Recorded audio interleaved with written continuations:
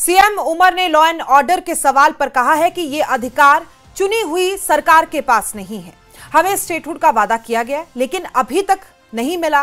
महराज मलिक की गिरफ्तारी पर उन्होंने ये भी कहा कि एक चुने हुए विधायक को इस तरह से गिरफ्तार करना कानून का पूर्ण रूप से दुरुपयोग करना है। तो लॉ एंड ऑर्डर का अधिकार सरकार के पास नहीं है, जम्मू कश्मीर के मुख्यमंत्री का ये कहना है। महराज मलिक पर भी उनका बयान सामने आया है कि अगर उन्होंने कुछ कह दिया था, कोई विवादित बयान दे दिया था या किसी असंसदीय भाषा का इस्तेमाल किया गया था, तो ऐसे में पीएससी के तहत गिरफ्तार करना सही नहीं है।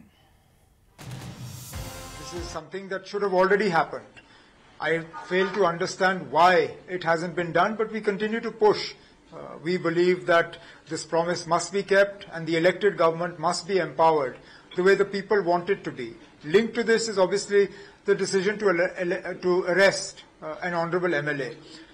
Whatever complaints might have been there about the conduct of the MLA, the law that you have used to detain him is absolutely, as I said, a misuse of that law and an excessive use of force against an elected representative.